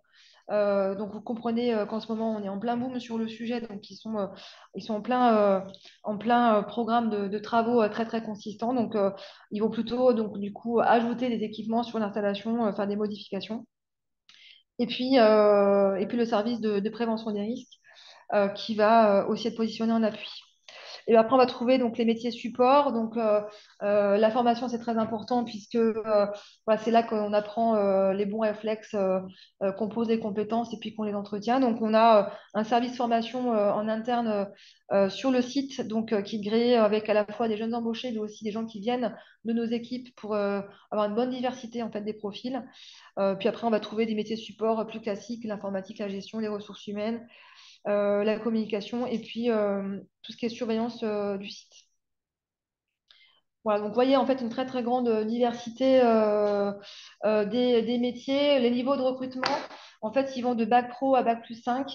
On avait un peu moins recruté dans les niveaux bac pro ces derniers temps. Et en fait, on se rend compte que c'est très pertinent pour ancrer les compétences. Donc voilà, on fait des embauches au niveau exécution.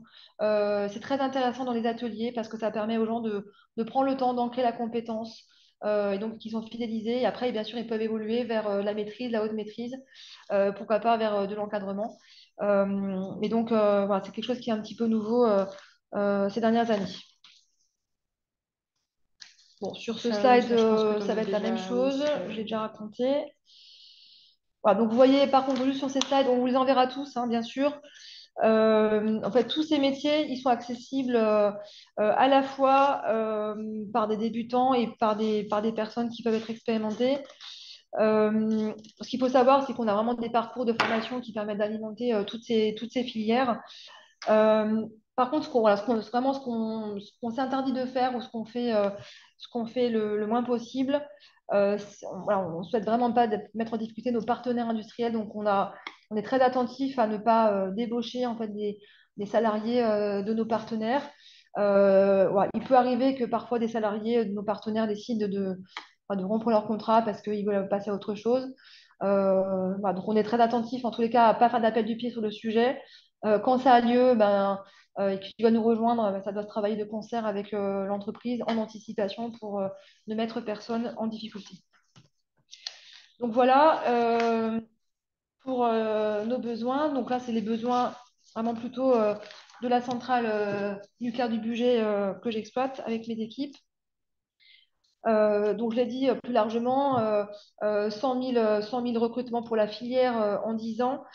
Pour EDF, c'est en fait des recrutements qui vont concerner le nucléaire, mais aussi le renouvelable et puis le réseau, puisqu'en fait, dans la transition énergétique, il y a aussi la consolidation du réseau électrique pour permettre sa décentralisation et puis le développement du renouvelable. Donc, beaucoup voilà, d'enjeux industriels, de projets industriels et quelque part d'enjeux d'attractivité et quelque part de concurrence sur ce besoin de compétences. D'où l'importance voilà, de montrer nos métiers, d'ouvrir nos portes et puis de raconter en quoi on peut faire des choses stimulantes, épanouissantes et puis évoluer. Voilà, donc j'ai à peu près fait le tour de ce que je voulais présenter. Est-ce que tu serais d'accord pour nous parler du post-Fukushima, c'est-à-dire de ce qu'on a fait en plus Oui. par rapport au Rex international, si on peut encore prendre... Ok, on a encore quelques minutes, minutes avant de passer aux questions-réponses, Bien sûr, si tu es prête sur Ouais, ce thème-là. on y va. Je vais essayer de trouver les diapos qui correspondent. Hop.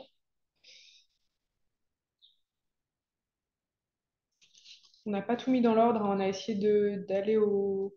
On va faire des choix par rapport à ce qui... Ah, Hop, on y est là, ouais, on y est pas mal. Ouais, on est pas mal. Alors, Encore un petit n'hésite pas à me dire peu. si tu veux que je passe plus vite sur... Ouais, tu peux aller on a encore 15 minutes voilà, D'accord, ok, pour ce parfait. sujet-là, éventuellement. Alors, tu peux descendre au suivant. Voilà, donc le post-Fukushima, on était en mars 2011. Et donc, c'est là que la réflexion d'EDF a démarré pour structurer sa réponse au titre du retour d'expérience. Ce qui a été fait en fait à l'époque, donc juste après l'événement de l'accident de Fukushima, il y a eu euh, comment dire, des check-ups complets de nos organisations et de nos installations qui ont été réalisés pour juger en fait de la robustesse et aussi pour définir des actions d'amélioration à venir. Et donc la logique d'EDF, ça a été de dire on va apporter une réponse réactive mais progressive. Donc en fait, tout n'a pas pu être fait, bien sûr, dès 2012, puisque vous imaginez bien qu'implanter des aides ultime secours, comme ce qu'on évoquait tout à l'heure, sur chacun des réacteurs, ce sont des diesels. Enfin voilà, le diesel plus le bâtiment, ça représente 50 millions d'euros pièce. Donc il faut à la fois les fabriquer, ensuite faire des travaux, donc c'est extrêmement lourd. Et donc l'idée, ça a été d'avoir une réponse qui soit progressive et qui s'appuie sur à la fois des modifications d'installation pour la rendre plus robuste, mais aussi sur cette disposition spécifique donc, appelée FARN, fortation rapide du nucléaire, qui s'appuie sur à la fois des effectifs et des matériels qui sont projetables. Donc là, on avait donc ce slide sur la FARN. Donc vous voyez, il faut juste revenir en arrière. Voilà. Encore.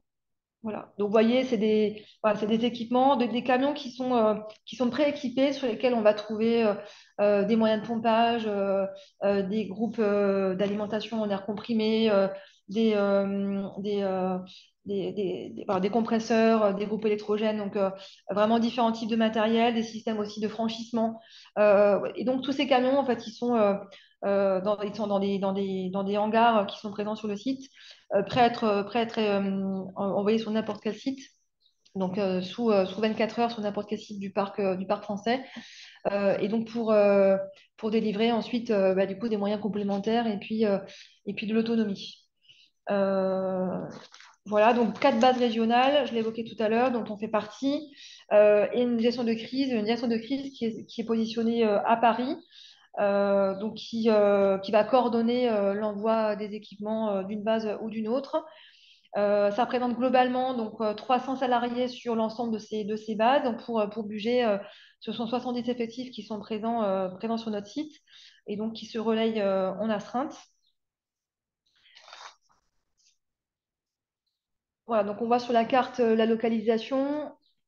Et ensuite, ils sont vraiment structurés un petit peu comme les pompiers, par des systèmes de colonnes multicompétences qui sont en astreinte. Donc, c'est une organisation qui ressemble un petit peu à celle des pompiers. Ils sont très entraînés, ils testent périodiquement leurs équipements et puis leurs camions sont projetables, sont toujours prêts à partir, pré-équipés. Vous voyez par exemple là, on les voit en train de préparer la mise à l'eau d'une barge. Parce que dans les scénarios qui peuvent, par exemple, dérouler, ça va être de mettre en place des nouveaux systèmes de pompage pour apporter de l'eau en secours à un réacteur qui aurait perdu ses systèmes d'alimentation normale et secours. Donc, voilà, c'est ce qu'on disait tout à l'heure sur un réacteur nucléaire. On va toujours veiller en fait, à assurer le refroidissement du combustible, y compris lorsque le réacteur est à l'arrêt.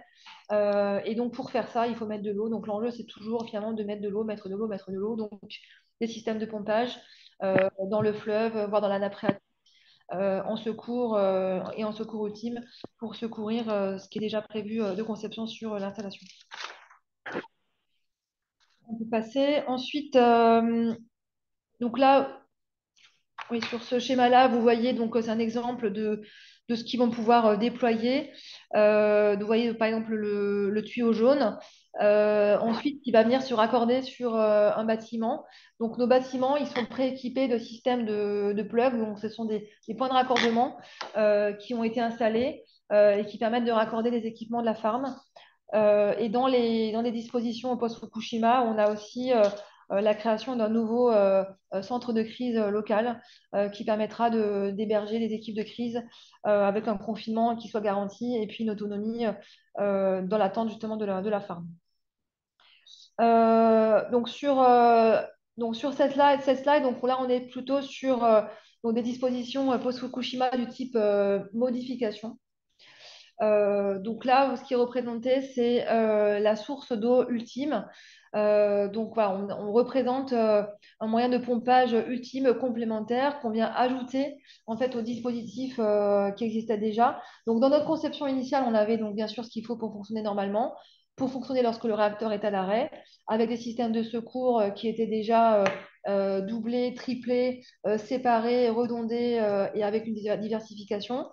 Et donc, on ajoute des équipements encore supplémentaires. Donc, on imagine qu'on a tout perdu. Et il faut quand même, du coup, s'en sortir en assurant du coup le refroidissement. Et donc, on vient ajouter des équipements encore supplémentaires pour faire ce pompage, cet acheminement d'eau vers les réacteurs. Et en fait, ce qui nous intéresse, c'est à la fois de refroidir le réacteur au niveau du bâtiment réacteur, ou alors le bâtiment combustible qui est juste limitrophe, dans lequel il y aura aussi du combustible et qu'il faudra aussi refroidir. Donc, on va avoir vraiment comme deux cibles à la fois la cuve du réacteur, mais aussi le bâtiment combustible qui est juste à côté. Donc, l'objectif, on va être guidé par un objectif à la fois de retardement des rejets, d'annulation, de retardement ou de limitation des rejets, en toute situation. Et donc, les situations qu'on va couvrir par ces dispositions, elles vont être, si je le simplifie, de deux types. On va trouver des situations avec fusion du cœur et des situations sans fusion du cœur. Et dans ce cas-là, l'objectif, ça va être vraiment du coup d'éviter, de retarder, de limiter les rejets. Tout ce que je décris, ça a bien sûr été défini par EDF, mais autorisé par l'autorité de sûreté nucléaire. C'est-à-dire que le programme de modification, il est validé par l'autorité de sûreté nucléaire avant qu'on le réalise. Et ensuite, elle vient contrôler qu'effectivement, on l'a bien réalisé. Donc, c'est pas, voilà, c'est sur notre proposition, certes, mais c'est bien sur sa validation. Et elle peut bien sûr compléter nos propositions par des demandes. Donc, au tout début, je ne sais pas si vous vous souvenez, sur le plan général, donc, je vous montrais donc, les bâtiments des diesels du Team Secours. Donc, c'est ce qu'on a sous les yeux. Donc, ce sont des groupes électrogènes. Donc, vous voyez, le groupe électrogène, il est positionné en bas. Donc sur un bâtiment qui est sur des plots parasismiques, qui a des murs qui font 50 cm d'épaisseur, bâtiment qui est positionné en hauteur pour se prémunir du risque d'inondation.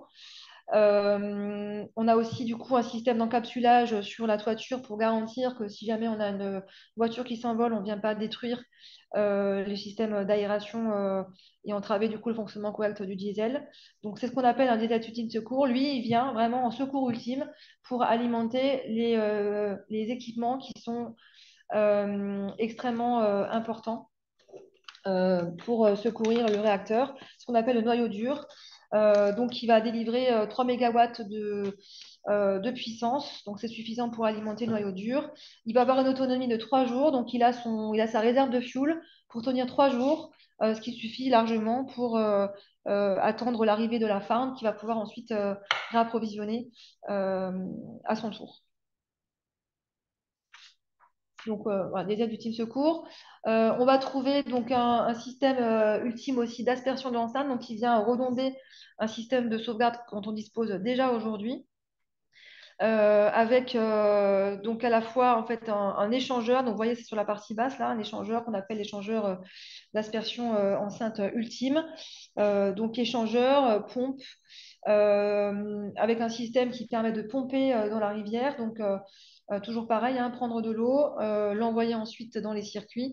En l'occurrence, là, s'en servir pour faire une aspersion de l'enceinte ultime.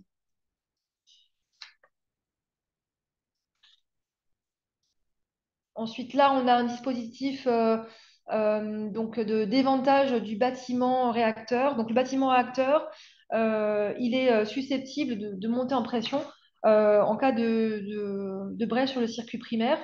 Et donc, il va falloir maîtriser sa décompression pour éviter de dégrader le confinement. Donc, on préfère le décompresser, en fait, en gérant cette décompression à travers un filtre, plutôt que d'avoir une dégradation de cette troisième barrière et du confinement. Et donc, c'est pour ça qu'on a ce dispositif de filtration U5, là, donc c'est ce qui est entouré en orange en haut à droite. Donc, ça existait déjà, et donc la modification, elle consiste en fait à améliorer ce système de filtration pour le rendre plus robuste. Donc, notamment avec une charpente métallique qui a été renforcée pour garantir que ce dispositif de secours, il est lui-même robuste aux agressions. Donc, les agressions qui ont été prises en compte pour concevoir tous ces équipements complémentaires qui sont ajoutés. C'est bien sûr le séisme, c'est bien sûr l'inondation, c'est bien sûr la tornade, le grand chaud. Il faut garantir que ces équipements de secours seront bien opérationnels lorsqu'on aura besoin d'eux, si on a besoin d'eux en situation accidentelle. Eh bien, merci sur ce thème-là. Du coup, je pense qu'on est à la fin de notre... Hop, je me mets sur la slide de la fin, hein, j'y tiens. Merci. Voilà. Merci pour votre attention. Merci Elvire, merci beaucoup pour ton intervention. Du coup, on a fini la présentation d'Elvire et du coup, Amélie, je te donne la main pour les questions que tu as pu peut-être Oui.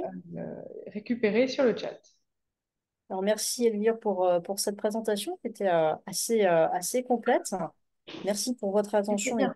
pour vos questions. Donc, je vais en sélectionner quelques-unes. Je suis désolée par avance, on n'aura peut-être pas le temps de toutes les balayer. Des questions qui sont assez diverses et variées, puisqu'on a des questions techniques, on a des questions plutôt sur les recrutements et la politique nucléaire de manière générale en France. Donc, je vais essayer d'en sélectionner quelques-unes. Une question technique. Quel est l'avenir des tranches en circuit de refroidissement ouvert avec la baisse progressive du niveau du Rhône? Alors, en fait, les études sur le Rhône, elles montrent pas sur un horizon de temps qui est le nôtre, finalement, de grande évolution de paramètres. Bien sûr, cette thématique de l'eau, c'est une thématique très importante et qu'on ne prend pas de manière légère, hein, pas du tout. Par contre, les projections, elles sont pas du tout, comment dire, en rapport avec comment dire, notre perspective d'exploitation à 50, 60, voire 80 ans ne mettent pas en évidence de problématiques particulières quant à la capacité à refroidir nos réacteurs. Donc, je vais redonner quelques chiffres. En fait, donc, ce qu'il faut d'abord retenir, c'est qu'on prend de l'eau, on la renvoie directement. Donc, c'est pas comme si on crée un trou sur le Rhône. Vous voyez, c'est pas de l'eau qu'on va stocker. On la prend, on la renvoie. Donc, quand vous regardez le Rhône, entre l'amont et l'aval de la centrale, il n'y a pas de grande perturbation. Il y a la question de l'échauffement en fait, qui est apporté par les réacteurs de V3. Donc aujourd'hui, cet échauffement, on sait le respecter, on sait baisser la puissance. Ça arrive quelques fois. L'an dernier, ça s'est passé 3 fois en 2023. Bon, on sait gérer, les conséquences, elles sont pas nulles, mais à la fois, elles sont quand même limitées. Et globalement, d'un point de vue industriel, comment dire, et performance énergétique industrielle, production, c'est tout à fait acceptable. Donc, on sait le gérer, il n'y a pas de difficulté réglementaire. Au pire, on arrête la production pendant quelques heures, le temps que l'épisode passe. Ce qu'il faut comprendre, c'est que la gestion du débit sur le Rhône, c'est une gestion qui est d'abord économique. Voilà, le débit moyen, il est à 450 mètres cubes par seconde, il peut monter à plusieurs milliers, hein. Comme par hasard, le week-end, l'été, c'est là qu'il va être le plus bas. Parce que les exploitants en amont, ils vont pas toujours chercher à turbiner parce qu'ils ont pas, ils ont peut-être un petit peu moins de clients ou de débouchés.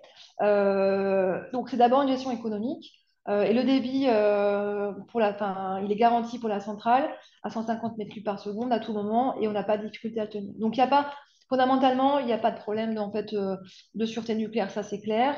On a besoin de très peu d'eau pour fonctionner. Et le sujet production, il est somme toute très limité, donc on ne dit pas qu'il est nul, mais on sait le gérer. Et les projections sur le Rhône, quand on regarde l'horizon de temps que j'évoquais tout à l'heure, elles ne mettent pas en fait fondamentalement en évidence une problématique. Après, c'est clair, on ne créera pas de nouveaux réacteurs en bord de rivière sans tour aéro-réfrigérante, puisque là, pour le coup, il y a zéro échauffement et très peu de consommation. Donc, on a la chance d'avoir déjà cette conception sur une paire de réacteurs. Et pour les EPR2, ce sera avec des tours. Alors, est-ce qu'il faudra, dans 10 ans, rajouter des échangeurs pour du coup, limiter l'échauffement des réacteurs de V3? Aujourd'hui, je ne peux pas le dire. En tous les cas, on y réfléchit. S'il faut le faire, on le fera. On a les réserves foncières qui sont nécessaires. En tous les cas, continuer à produire sur le réacteur existant, ce sera toujours plus intéressant que de se priver de 2 fois 900 mégawatts de capacité de production. Donc oui, il y a un enjeu, mais on sait le maîtriser. Et les centrales nucléaires, elles sont d'abord utilisatrices d'eau plus que consommatrices. D'accord, merci. Je vais sélectionner une autre question qui a plus lié au recrutement. Sur les 10 000 recrutements par an, quelle est la répartition par typologie d'études? Voilà. Alors là, je sais pas répondre. Je peux pas vous donner, en fait, on peut peut-être se renseigner, on peut chercher les éléments de réponse. Si on le trouve, on vous le transmettra. Euh, Quand on dit 10 000, c'est vraiment pour la filière. Donc, c'est pas qu'EDF, hein, c'est EDF et ses partenaires. Et donc, les partenaires, ils sont mobilisés à la fois sur le nucléaire existant pour relever les défis des travaux que j'évoquais tout à l'heure, mais aussi sur le nouveau nucléaire. Donc, je pense qu'il y a un peu de tout. Finalement, les métiers que j'ai présentés tout à l'heure, ils présentent un bon panel. Donc, ça va du bac pro jusqu'au bac plus 5 sur tout domaine technique. Donc, c'est extrêmement varié. Voilà, c'est ce que je peux vous répondre. Après, je n'ai pas les chiffres en quantitatif, mais c'est un panel qui est extrêmement large. D'accord, merci. Alors, quand on parle du nouveau nucléaire, c'est sûr qu'il y a un segment qui pèse très lourd, hein, c'est le segment génie civil, puisqu'on construit des nouvelles installations. Quand on regarde la projection en termes de compétences, je le disais, le pic, c'est plutôt un plateau qui va être à 8 000 personnes durant le chantier, un plateau qui va durer quasiment 10 ans. Bon, bah, du coup, le segment génie civil, il pèse extrêmement lourd. Juste derrière, on va trouver tout ce qui est travaux électromécaniques. Voilà, c'est pas étonnant puisqu'on va installer des composants, il faudra les alimenter électriquement. Donc, c'est assez classique. Et puis, on finira par ensuite les automatismes et la sécurité. Une question un peu plus terrain, on va dire un peu plus métier. Concrètement, en quoi consiste votre travail au quotidien? Arrivez-vous à rester au niveau côté technique? Alors, moi, dans mon parcours, je l'ai pas raconté dans le détail, mais donc moi, j'ai commencé comme ingénieur sûreté. Donc, j'ai au départ bien posé solidement des bases techniques. Aussi été instructeur sur simulateur pour les exploitants. Donc, voilà, j'ai posé des bonnes bases solides sur le process. Après, bah non, je suis bien sûr pas experte de l'ensemble de nos domaines. Par contre, voilà, je suis capable de comprendre tout ce qu'on me raconte, de poser des questions sur tous les champs techniques. Donc, c'est vrai que j'ai pas exploité certainement à fond tout ce que j'avais appris en GE à l'INSA. Mais ça m'a servi en tous les cas pour maintenir un bon niveau d'appétence technique. Et puis surtout, il faut savoir raisonner, poser des questions, notamment quand on a des sujets ou des dysfonctionnements ou des pannes. Bah, du coup, on peut aussi, par le questionnement qu'on a ou quand on a des décisions à prendre, bah, structurer l'approche et puis derrière prendre des décisions pertinentes. Donc voilà, j'ai envie de dire, moi, dans mon quotidien, il est certes pas fait que de technique, mais tous nos objets, ils sont techniques. Voilà, notre quotidien, c'est quand même de faire tourner une usine. Et donc, tous nos sujets, ils sont techniques. Et donc, on entretient la compétence comme ça. Mais bien sûr, je ne suis pas spécialiste de l'ensemble des domaines, même si au départ, j'avais plutôt un bagage solide sur le process. Mais ouais, on est sur des compétences collectives, on s'appuie sur l'expertise de chacun. Et c'est ça qui fait la pertinence et la richesse de notre activité. Donc, mon quotidien, voilà, il est fait de choses extrêmement variées, certainement pas assez de terrain à mon goût, même si pour moi c'est extrêmement important d'être au contact des équipes, du terrain, de la machine, c'est là que la performance se joue. Moi j'ai besoin de vérifier que ce qu'on se raconte dans nos tableaux de bord, dans nos réunions, c'est effectivement réalisé sur le terrain. Donc j'ai aucun frein en fait à mettre mes chaussures de sécurité, mon casque et puis à me rendre sur le terrain. D'ailleurs, parfois il me voit revenir parce que je suis fâchée, parce que j'ai vu des choses qui ne me plaisaient pas. Mais voilà, mais en tous les cas, voilà, c'est des métiers qui se jouent, ouais, des métiers techniques qui quand même se jouent sur le terrain, mais ça se joue en équipe. D'accord. Alors, allez, on va faire deux dernières questions. Une question plus sécurité, sûreté, qui est aussi liée au contexte géopolitique actuel.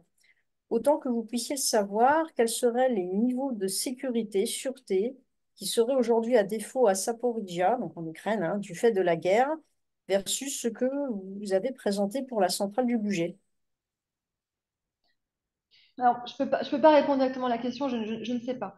Je ne sais pas, par contre, euh, donc je vais plutôt donner quelque chose qui est du domaine de l'avis ou du ressenti personnel.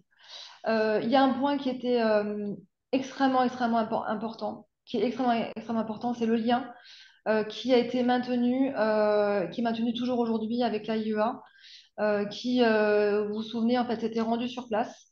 Et donc, ouais, même si on peut imaginer le contexte terrible dans lequel nos collègues opèrent le réacteur, même s'ils sont, je pense, aujourd'hui arrêtés, il faut quand même qu'ils continuent à assurer la sûreté de leurs installations. Donc, voilà, on peut imaginer un contexte terrible dans lequel, en fait, ils font leur activité. Le fait que ce lien avec l'AIEA a été maintenu, c'est quelque part la garantie du maintien d'un sérieux enfin, des deux côtés, aussi bien du côté ukrainien, enfin, des exploitants ukrainiens, mais aussi des Russes qui, visiblement, ont pris les manettes et se sont installés sur la centrale. Donc, je ne pense pas que ce serait dans l'intérêt des différentes parties en fait, qui se passe une catastrophe sur cette centrale. Je pense que c'est la raison pour laquelle aussi les équipes de l'AIEA ont été accueillies sur le site. Après, ça reste effectivement très fragile. Et bien sûr, on a des pensées pour nos collègues pour lesquels ça doit être un contexte, y compris à titre personnel, absolument monstrueux. Pour une dernière question technique sur les systèmes circuits ouverts, circuits fermés, y en a-t-il un qui minimise les consommations d'eau? Oui, le circuit ouvert ne consomme pas d'eau. Il réchauffe l'eau uniquement. Donc, sur le circuit ouvert, l'eau est prise, elle passe à travers le condenseur, elle repart en intégralité. Donc, il y a zéro consommation, mais l'eau repart échauffée. Cet échauffement, on peut le maîtriser en baissant la puissance des réacteurs. Et donc, quand les réacteurs sont à l'arrêt, il n'y a plus d'échauffement. Donc, voilà, on sait respecter les températures d'échauffement admissibles. Le delta T produit par ces réacteurs, on sait le maîtriser en baissant la puissance. Oui. Après, donc voilà, ça c'est pour les. Alors 98%, c'est la moyenne pour la paire finalement pour les deux paires de réacteurs. Voilà, réacteur numéro 2, il consomme. Pardon, 2 et 3, ils ne consomment absolument pas, mais ils échauffent. Et les réacteurs 4 et 5, eux, ils n'échauffent pas, mais ils consomment un tout petit peu. Donc c'est une conception complémentaire, hybride, qui est particulière sur le Rhône. Ensuite, un peu plus loin, on va trouver des réacteurs qui sont en circuit ouvert ou fermé. Tricastin, donc c'est la centrale qu'on voit depuis l'autoroute. Elle est en circuit ouvert. Mais à cet endroit-là, le Rhône en fait est grand gabarit et donc il bénéficie aussi d'autres affluents. Donc elle est un peu moins thermosensible. Et puis vous avez trouvé la centrale de Cruas qui est un peu plus en amont, qui elle a des tours aéro-réfrigérantes. Et en fait, la plus thermosensible de la vallée du Rhône, c'est pas celle de Bugey, c'est la centrale de Saint-Alban, qui a donc deux réacteurs de 1300 mégawatts qui sont en circuit ouvert. Et donc, c'est elle qui est la plus thermosensible. D'accord, merci. Donc là, il est quasiment 20h10. Je propose qu'on arrête là les questions. Je suis désolée, on ne peut pas balayer malheureusement toutes les questions qui ont été assez nombreuses. Dans le chat, on a beaucoup de mots de remerciements pour cette présentation assez complète. Donc, merci de nouveau, que ce soit au nom de l'association que je représente, au nom du groupe également, et puis à titre aussi plus personnel, étant moi-même impliquée dans le domaine du nucléaire. Un Merci à grand tous nos merci à vous. participants. Très belle soirée. Je, je rappelle que cette présentation a été enregistrée, donc vous pourrez la retrouver sur YouTube. Donc la chaîne s'appelle Alumni Insalium, comme le nom de l'association. Et donc elle sera mise en ligne d'ici quelques jours. Donc vous aurez tout à loisir à revenir dessus. Et n'hésitez pas évidemment à la partager et à nous suivre sur notre site internet et sur les réseaux sociaux. Merci à tous et bonne soirée. Merci, bonne soirée. Merci à tous. Bonne soirée. Au revoir.